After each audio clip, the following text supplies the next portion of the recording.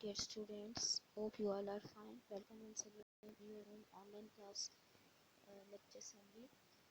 Uh, we have started unit number 8, Forces in Action. And in previous lecture, I have given you the introduction about forces. I am going to repeat again the definition of force. Okay, first of all, you have to know that is force. Force is a push or pull exerted by one object on another, or you can say that a force is a push or pull upon an object resulting from the object's interaction with one another. It means that when two objects come in contact with each other, they apply some energy, they apply force. So force is a push or pull. As you can see in this screen, in this picture, that on one side the child is pushing the box and on other side the child is pulling the box, so both of them are applying force. So we can say force is a push or pull. Pushing means to move something away from yourself, and pulling means to move something towards yourself. Clear? So force, what is force? Force is the energy. And what is energy? Energy is the ability to do work. So it means when we apply force, we do something. Clear? So by applying force or by pushing or pulling some thing, we can change the motion or shape of an object. Clear? As you can see that on your book page number 71, the bulldozer is applying the mechanical force to push the earth. Yeah, same like that, the potter who is making the pots from the clay, he is applying his muscular force to the clay to change the shape. And same like that, the truck is applying the mechanical force to pull the trailer. So these are the different kinds of forces. Students, as I told you that by applying force, what can we do? When we apply force to something, we can change the shape of the object. As you can see, the can or the sponge, when you apply force, you can change the shapes.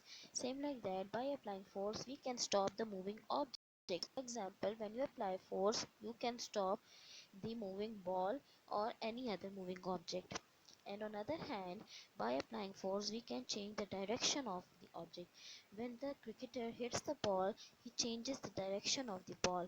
Same like that, in this you can see, in this picture you can see the player on one side, when apply force and hits the shuttle, he changes the direction of the shuttle. So by applying force, we can change the shapes of the object, or we can stop moving objects, or we can change the direction of the objects. Students, you have to know that there are three natural forces, and these are wind, running water, and gravity.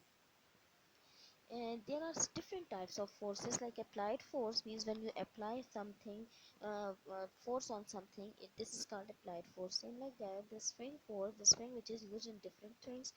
The drag force, when you drag something, the force that you are applying, that is called the drag force. The frictional force, the normal force, the gravitational force, the electric force, and the magnetic force. These are the different types of forces. As I told you that natural forces, wind is the natural force. By applying windmills, we can by applying using the energy of or by using the force of wind, we can run the windmills which is used for grinding corn. Clear? Same like that, the wind force of the wind is used for flying a kite, and it is also used for moving a sailboats to move. It helps the sailboats to move. The force of the running water is this force type of force is used in the dams, and the force of running water, by using this force, the turbines are run and the electricity is produced. Water, the running water exerts a force that can move the things. Same like that, when you have boat in water, it can change the direction by using the force of water. The third is the force of gravity. This force that pulls objects towards the center of the earth.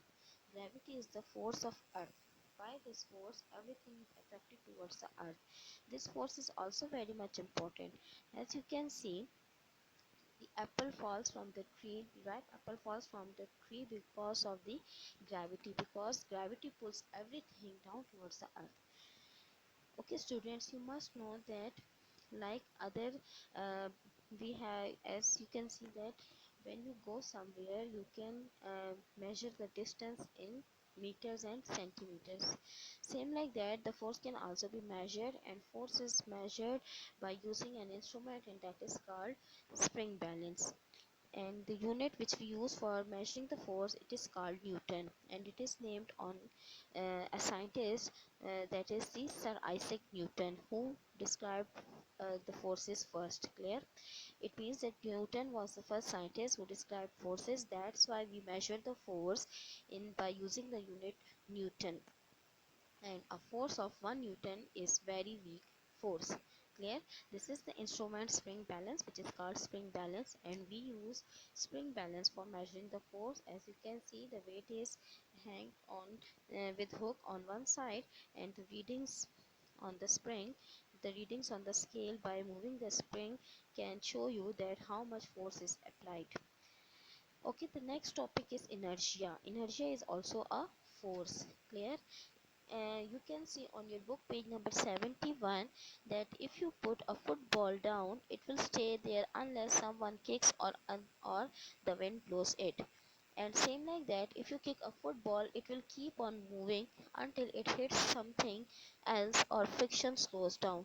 So all the objects have inertia. What is inertia? According to the definition of inertia, it is the definition of inertia is that an object will remain in motion or at rest unless it is acted upon by a force, and inertia is the resistance to any change or in an object's movement.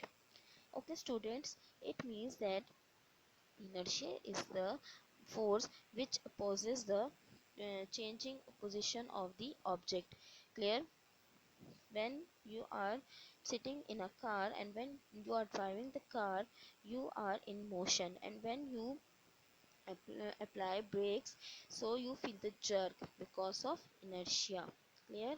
Same like that, in the moving bus, when the brake is applied, all the passengers feel jerk because of inertia. So what is inertia? According to the other definition, the tendency of an object to stay at rest or preserve its state of motion. It means that inertia is the state of any object, whether the object is in motion or whether the object is at rest. So the object will not change its position until the force is applied on that. Means the static objects will remain static until the force is applied, and the moving objects will remain moving until the external force is applied to stop them. So this is called inertia. The other force, example of the other force is friction. Friction is also a force. And what is friction? Friction is a force which is produced by rubbing of two objects. Clear? When two objects rub over each other, a force is produced. This force is called friction. And because of friction, heat is also produced. Clear? If you roll a ball across the table, it will continue rolling for some distance, and when come to rest, then come to rest. It means when you move a ball or roll a ball on a table, after some time, after covering some distance, the ball will stop. What is the force, or what kind of force is applied to that ball which has stopped that? So this invisible force which has helps in stopping the ball, this is called friction. So this we can say that friction is a force which is produced when two objects come in contact or when two objects rub with each other. Clear? Note down the definition of friction. The friction is a force that acts in an opposite direction to movement. So this force is always produced in the opposite direction of the movement. Clear? The objects which is moving, so the friction will be produced in opposite direction. The box wants to move in this direction, the black arrow, and the friction is produced in the opposite direction, the white one arrow. Clear? And when does the friction occurs? I told you that friction always occurs when two surfaces are in contact or when two surfaces are rub over each other. Clear? When you rub the palms of your hand, after some time you will feel heat. From where this heat comes from? So this heat is produced by a force which is called friction. And when you rub the palms of your hand, it means the two surfaces are rubbing over each other, and a force is produced which is called friction. Okay. Friction force is more on rough surfaces as compared to the smooth surfaces. The man is trying to pushing the box and the surface is rough. So here the force of friction is more as compared to this surface. This surface is smooth, so man can push the box easily because the surface is smooth and there will be less friction. Same like that, you can see in picture A, the man is moving or sliding on the on a snowy surface. So the surface is smooth there, that's why he can slide easily, and the force of friction is less as compared to the other side, the man that is sliding, that wants to slide on grass. So the surface is not too much smooth, so that's why he is there is more friction. Clear? So he can't slide easily. Okay students, you know that we have some advantages and disadvantages of friction. If you read page number 72, you will have all these points. That what is friction? Friction is the force which is produced by rubbing of two objects, and it also produces heat. The some advantages of friction are that friction advantages and disadvantages of friction are as follow. Some advantages are we can walk easily because of friction. Clear? So the first advantage of friction is that your shoes and the ground stops you from slipping, and you can walk easily. You can open the door when because of friction. Turn taps off, or also screws and nails don't slip or off because of friction. A knot, bed sheet, and we don't slip of the chair depends upon friction. So because of friction all these things happen, and we can walk easily, and same like that we can write easily because of friction. The pencil would slip out of fingers if there will be no friction. So because of friction we can write easily, and we can walk easily, and we can drive the car easily, because friction is produced between the surface of tires and roads. The some disadvantages of friction are that friction also tends to wear away things, causing damage. For example, the soles of our shoes, your pencil and razor wear away due to friction. The tires wearing out if the road is rough and the surface is rough and you are driving the car on rough surfaces, the tire will wear out. And stone steps wear out, same like that, brake pad wear out, and friction also causes heat and slows down the speed. Now on other side there are some ways by which we can reduce friction. So the three ways by which we can reduce friction is that by making the surfaces smooth we can reduce friction. The friction become less if you smooth the surface. So by smoothing or polishing surface, friction is decreased. Clear? You know that boric powder is used on the carom board. Why you use it? Because to reduce friction on the carom board. The second is the lubrication. Lubricants like oils, grease can reduce friction, and they can not only reduce friction, they can also prevent parts of machines from wearing out. So when after some time by using machine we apply or we use oil on the different parts of machines, and this process is called lubrication. So lubricants are used for reducing friction. And the third is streamlining. It means that making the surface smooth and rounded helps in reducing friction. Vehicles are designed so that friction is reduced between vehicle and air or water they move.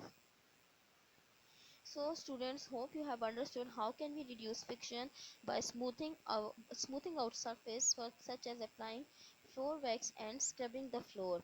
Means when if it is common observation, when you walk on the rough road, it will be difficult. The friction is more on rough roads, but when you walk on in the shopping malls on the tiles, you can feel slippery over there.